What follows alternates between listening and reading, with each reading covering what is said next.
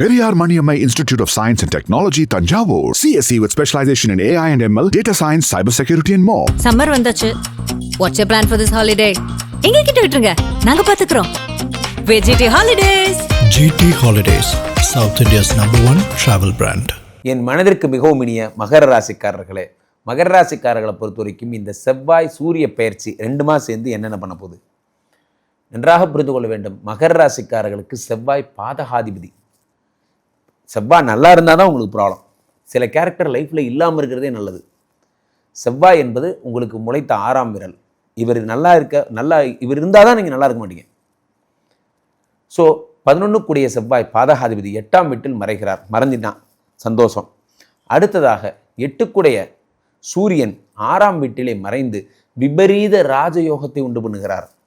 12 கூடிய குரு பகவானோடு சேர்ந்து இன்னும் ராஜயோகத்தை உண்டு பண்ணுகிறார். 12 கூடியவன் 6ஆம் வீட்டில் மறைந்து 8 கூடியவனும் 6ஆம் வீட்டில் மறைந்து ராஜயோகங்களை உண்டு பண்ணுகிறார்.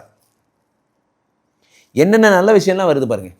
அப்போ என்ன ஆகுதுன்னா, 8 கூடியவன் 6ஆம் வீட்டில் 12 கூடியவன் 6ஆம் வீட்டில் இருக்கும் பொழுது மிக அற்புதமான ராஜயோகங்கள்லாம் அரசு சம்பந்தப்பட்ட விஷயங்களில் பெரும் ஏற்றமும் மாற்றமும் ஏற்படுகிறது. அரசு சம்பந்தப்பட்ட விஷயங்கள், திடீர்னு அரசு பதவி, திடீர்னு கவர்மெண்ட் ஜாப் போன்றவையெல்லாம் ஏற்படும். மகர ராசிக்காரர்களுக்கு இந்த மாதம் திடீர் அதிர்ஷ்டம், யானை வந்து மாலை போடுற மாதிரி திடீர் அதிர்ஷ்டம் ஏற்படும். நண்பர்களே, உங்களுக்கு 2 கதைகள் சொல்லுகிறேன். ஒரு சின்ன குழந்தை போது ஒரு கடையில் 8 கூடியவன் 6இல் மறையும் போது என்ன ஆகும்னு சொல்கிறேன். செவ்வாய் ஒளிஞ்சிட்டான், அவனை பற்றி நம்ம பலன் தெரிஞ்சிக்கவே வேண்டாம், விட்டுருங்க. 8 கூடியவன் 6இல் மறைகிறத பற்றி பேசுவோம், சூரியனை பற்றி பேசுவோம். அப்போது ஒரு சின்ன குழந்தை கடைக்கு போகுது. கடையில் போய் அங்கிள் எனக்கு இந்த ஆரஞ்சு மிட்டாய் வேணும்னு கேட்குது. அப்போது அந்த அங்கிள் சொல்கிறாரு, எடுத்துக்கோமா என்று சொல்கிறார். அந்த குழந்தை என்ன பண்ணுது, இல்லை அங்கிள் நீங்களே எடுத்து கொடுங்க அப்படின்னோடனே, இருமா நான் கடையில் கிளையன்ஸு இருமா வரமா அப்படின்ட்டு ஒரு 10 நிமிஷம் கழித்து கையை உள்ளே விட்டு, இதே வேலை உனக்கு அப்படின்னு இவ்வளோ சாக்லேட் எடுத்து இப்படி கையில் கொடுத்து போ வீட்டுக்கு போ என்று அனுப்பி விட்டுறாரு. வீட்டுக்கு போனோன்னா அவங்க அம்மா கேட்குறாங்க, வீட்டில் நடந்தது சொல்லுது. அப்போ அந்த குழந்தைய பார்த்து அவங்க அம்மா கேட்டாங்க, அங்கிள் தான் எடுத்துக்க சொன்னார்ல, நீ எடுத்துக்க வேண்டியதானே, ஏன் அங்கிளை டிஸ்டர்ப் பண்ணுற, அவர் ஏன் எடுத்து கொடுக்க சொன்னேன் அப்படின்னோடனே அந்த குழந்தை சொன்னிச்சான், அப்படி இல்லைம்மா, நானாக போய் கையை விட்டு எடுத்துருந்தா எனக்கு 2 சாக்லேட் தான் கிடச்சிருக்கும். அங்கிளுக்கு பெரிய கை, அவர் ஊரில் கை விட்டு எடுத்து கொடுனா 10 சாக்லேட் வந்துருச்சு பத்தியா அப்படின்னு கேட்டாராம். இது ஒரு சாதாரண கதை. ஆனால் இதுலேருந்து நீங்கள் புரிஞ்சிக்க வேண்டிய விஷயம், மகர ராசிக்காரர்களே, 6ஆம் வீடு என்பது தடைகள்ங்கிற வீட்டில் 8 கூடியவன் இருந்து விபரீத ராஜயோகம் தரும் பொழுது தடை செய்த பின்பு தான் நன்மை கிடைக்கும். கடவுள் ஒரு கதவை அடைக்கிறார், ஒரு கதவை மூடுகிறார். இது நீங்களாக எடுத்துக்கிற 2 ஆரஞ்சு மிட்டாய் மாதிரி நீங்களாக எடுத்திருந்தால் இந்த கடை தான் கிடச்சிருக்கும். இப்போ கடவுள் தரப்போகிறார் பாருங்க, ஒரு 10 ஆரஞ்சு மிட்டாய் இருக்கிற மாதிரி பெரிய கடையாக தரப்போகிறார். கடவுளே உங்களுக்கு ப்ளஸ் பண்ணுவார். கொஞ்சம் பொறுமையோடு இருக்கணும், அவ்வளோதான். நமக்கு என்ன ப்ராப்ளம்னா, 2 ஃபோன் அடித்து இப்போ யாராவது எடுக்கலை அப்படின்னா அதுக்குள்ளே அவனுக்கு ஆக்சிடென்ட் ஆகிடுச்சா, அவ்வளோதாச்சா, உடனே 200 கற்பனை. அச்சோ, நீ ஃபோன் பண்ணதுக்கப்புறம் தான் எனக்கு உயிரே வந்துச்சு. ஏன்பா? இல்லை, நீ எடுக்கலன்னு நான் மனசில் நல்லதே நினைக்க தோணலை. வண்டியில் வேறு நீ தனியாக வேறு, ராத்திரி 10 மணி ஆச்சு. அவனே அதை பற்றி யோசிச்சிருக்க மாட்டான். நம்ம அதுக்குள்ளே அவனுக்கு சொல்லி அவனுக்கு ஆக்சிடென்ட் ஆகி அவன் வீடு ஐச்சி வரைக்கும் கொண்டு போயிட்டான் கனவுலையே. அதாவது என்ன சொல்ல வர்றதுன்னா, நமக்கு 6ஆம் வீட்டிலே இப்படி தடைகள் வரும் பொழுது அந்த தடை பண்ணி கடவுளை உடனே சில பேர் அசிங்கமாக திட்ட ஆரம்பிச்சுடுவான். கடவுளை, நீலாம் ஒரு கடவுளா, உனக்கு கண் இல்லையா, மூக்கு இல்லையா, வாய் இல்லையா, இப்படி கஷ்டப்படுறனே, இந்த இவன்லாம் நல்லா இருக்கானே. இதில் கம்பேரிட்டிவ் வேறு, ஊரில் எவ்வளோ கெடுதல் பண்ணுறான், இந்த பாரு இதெல்லாம் ஆஃபீஸ்க்கு எதுக்கு வருதுன்னே தெரில, டெய்லி வந்து விஷம் வைக்குது, இதெல்லாம் நல்லா இருக்குது, நான் கஷ்டப்பட்டு வேலை செய்கிறேனே, கடவுளே கண்ணு இல்லையா, கடவுளே டேய் எனக்கு என்ன பொண்ணுன்னு தெரியும்டா, விட்றா, எனக்கு ஏன்டா இன்ஸ்ட்ரக்ஷன் கொடுக்குற, கடவுளே நாளைக்குள்ளே நீ இதை முடிக்கலன்னு வச்சுக்க உங்களோட பேசவே மாட்டேன், சரிப்போ.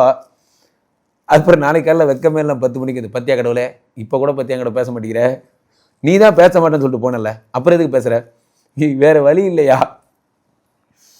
நண்பர்களே, ஒன்று புரிந்து கொள்ளுங்கள்.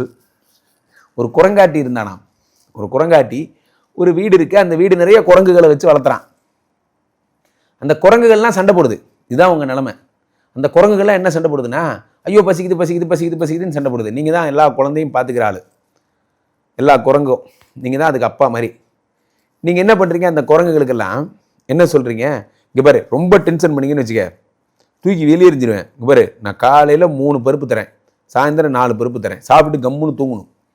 நடுவில் ஏதாவது பண்ணு வேணும், ரொட்டி வேணும்னு கேட்டிங்கன்னா அப்பாவுக்கு வேலை இல்லை, இவ்வளோதான் சம்பாதிக்க முடியும் அப்படின்னு நீங்கள் சொல்கிறீங்க. நீங்கள் தான் அந்த குரங்காட்டி கேரக்டரு. அப்போ இந்த குரங்கெல்லாம் என்ன பண்ணும், அதெல்லாம் முடியாது, எனக்கு நிறைய சாப்பாடு வேணும், எனக்கு அது வேணும் இது வேணும்னு கேட்குறேன். அப்போ நீங்கள் என்ன பண்ண அந்த குரங்கிட்ட, அவ்வளோதானே, இங்கே பார் நீ சொல்கிறத நான் கேட்குறேன், இனிமேல் காலையில் 4 பருப்பு தரேன், நைட்டு 3 பருப்பு தரேன், இப்போ எப்படி ஓகேவா அப்படின்னா ஓகே அப்படின்னு அந்த குரங்கு போயிடும். அவ்வளோதான். மேட்ரு என்னமோ சேம் தான். காலைல 3 பருப்பு, சாயந்தரம் 4 பருப்பு, கூட்டி பார்த்தா 7. அதையே நீங்கள் காலையில் 4 நைட்டு 3 கூட்டி பார்த்தாலும் 7. ஆனால் அந்த குரங்குக்கு புரிஞ்சுதா பார்த்தீங்களா? அவ்வளோதான். அப்படி குழப்பிட்டு போயிட்டீங்கன்னா, இப்போ நீங்கள் சொல்கிறத அப்படி கேட்குறேன், நீங்கள் இப்படி அப்படி பண்ணிடலாம் அப்படின்ட்டீங்கன்னு வச்சுக்கோங்க, சரின்றான். ஏன்னா யோசிக்கிறது அவனுக்கு அறிவு இல்லையே. இப்போ என்னன்னா, நம்மளை ஒருத்தன் குழப்பிட வரான்னா அவனை குழப்பிட்டு அனுப்பிடுங்க. மகர ராசிக்காரர்களே, ஒன்று விஷயம் புரிஞ்சுக்கோங்க, அவனாலேயே நம்மளை குழப்பிட முடியுதுன்னா நம்மளால ஏன் அவனை குழப்பிட முடியலன்னு உங்கள் வீக்னஸை புரிஞ்சுங்க. இன்றிலிருந்து பேச துவங்குங்கள். அவன் என்ன சொல்ல வராங்கிறதுக்கு முன்னாடியே அவனை குழப்பி விட்டீங்கன்னா அவனே உங்கள் பக்கம் வர மாட்டான். ஐயோ இவனா, நம்மளை பற்றி பயத்தை உருவாக்குங்க, அவனை பற்றி ஏன் பயப்படுறீங்க? அதனால் மகர ராசிக்காரர்களுக்கு கொஞ்சம் டஃப்பான பீரியட் தான். ஆனால் தடைகள் எல்லாத்தையும் நீங்கள் தாண்டக்கூடிய சக்தி உங்களிடையே உள்ளது. அதனால் உங்கள் வாய் திறமை, உங்கள் பேச்சு திறமையால் நீங்கள் அதை சமாளித்துக் கொள்ளுங்கள். கீழே போயிட்டு இருக்க இந்த 2 நம்பரை கூப்பிடுங்க, உங்களுடைய சொந்த ஜாதகத்தை பார்த்துக் கொள்ளுங்கள். உலக புகழ் வாய்ந்த நமது ஸ்ரீமடம் இந்தியா இப்பொழுது ஸ்ரீமடம் மலேசியாவிலும் துவங்கப்பட்டிருக்கிறது, பெனாங் நகரிலே. மலேசியாவுக்கு வாரம் வருகிறேன். இப்போ பேரா, கிளாங், கோலாலம்பூர், அங்கே இருக்கிற பெனாங் எல்லாரையும் சந்திக்கிறேன். மலேசியா வாழ் மக்கள் எல்லாம் டைரக்ட் அப்பாயின்மெண்ட் எடுத்துக்கோங்க, இனி நேரடியாக சந்தியுங்கள். மீண்டும் ஒரு நல்ல பதிவில் சந்திப்போம். நன்றி, வணக்கம்.